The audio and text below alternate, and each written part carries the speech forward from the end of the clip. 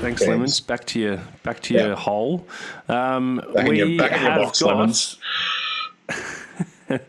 We've got next the Tigers. I think one of the more in crisis difficult teams to assess going into this season because there's a lot of differing opinions on where Richmond are at. A lot of optimism, people predicting they might just bounce straight back. Others, sort of predicting that the run is over. And I can definitely see either side of that argument. I can see them finishing around the same position as they were last year, sort of 12th, maybe, top half of the bottom 8. It's not that much of a stretch to see them back up in the top 4 either. Like, it's not a huge imagination to imagine that happening. So, really interesting watch this year, Richmond. I think the main issue I have with regard to, the bounce back effect that people are talking about is that there's a lot of teams to overtake from 12th. Like, they have to, it's not like they just finished 9th and, missed out on percentage. They have to overtake quite a few teams to actually get back to contention again. And I don't think that that's an easy thing to do, especially because, well, one thing is that there are a lot of teams who improved last year and you could rightly expect that they'll continue to improve. But also time marches on. Like, it's not Richmond's competition anymore. It's Melbourne's competition now. And then you got the Western Bulldogs and you got the Brisbane Lions, who I think, will be right up there again as well. So, look, I think that there's every chance Richmond are a much better side than they were last year and that they do compete for a top 4, top 8 spot. But I don't think it's a foregone conclusion at all. I think that they're going to have a lot of things go right where a lot of things went wrong last year. And just based on, age demographic profile, I've kind of, it's hard for me to kind of judge because I'm emotionally invested, but I'm not at all, expecting a barnstorming return to the 8. I think it could happen, but I also think it's just as likely that they're about where they were last year as well.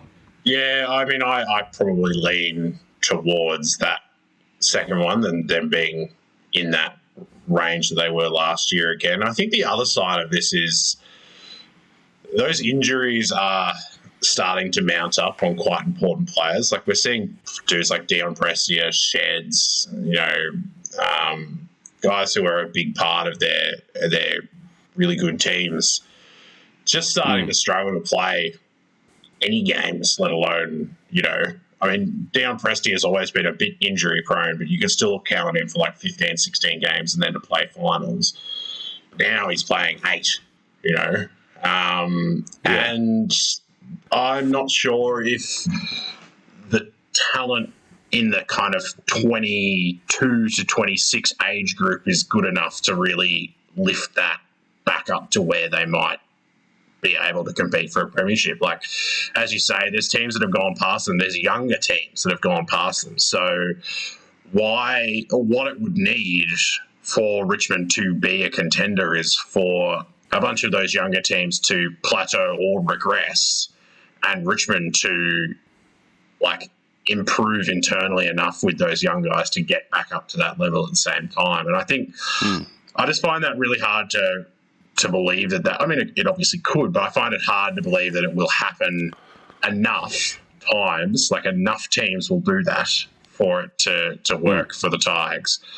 I think there'll still be a dangerous opponent. Like, there'll certainly be a team that you don't particularly want to play, especially because they have guys like Dustin Martin and Jack Riewoldt still running around who still look good.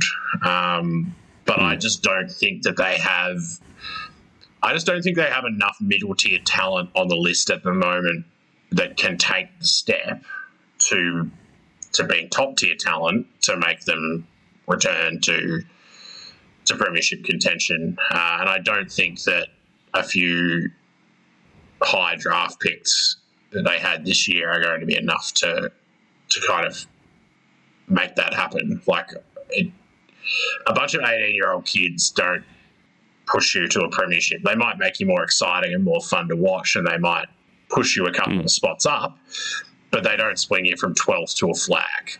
Maybe in a few years, but not in one. Yeah. No, I think that I disagree slightly on the fact that I don't think Richmond need... Like, there is going to be a drop-off because of that lack of middle-tier talent. But I don't think to win a premiership this year or to contend for top four, Richmond need a lift from their middle-tier talent. What they need is their best players to play full seasons and to play to their best capacity. Is that really going to happen? I mean, is Cochin ever going to be Cochin of 3 years ago? It might not happen, but that's how they're going to win the flag this year or compete. And at the moment, there is, I think Jack Graham has some hamstring tightness, and he's the only player unavailable. Prestia and Edwards have done every session and more training than they've done in years. So, it will require a luck and things to go right, and for them to get their best 22 to 25 players on the park every week. But I think that's how they'll do it. I'm not expecting much improvement from the middle tier because, as you say, it's just not really there in terms of quality. But yeah, it's certainly an interesting watch. They'll be a fun team as well. Like, they're always kind of fun to watch. I think as well, I'm quite intrigued to see how Noah Bolter plays this season. I think he's got just those athletic traits that make him a really interesting guy at both ends of the ground, maybe even in the ruck at times. So coming back from his injury, I'm intrigued to see what kind of leap that he could make, because I think he, along with Shai Bolton, are sort of the two dudes that are in that next group who have the star potential, if you want, more than any of them. So I'm keen to see how he goes this season. Yeah, potentially how they fit in Rewalt, Lynch, and Curvis Soldo and Bolter as forward rucks. And Sampson. That'll be weird. And big Ryan Sampson. All right, should we move on? I'll delve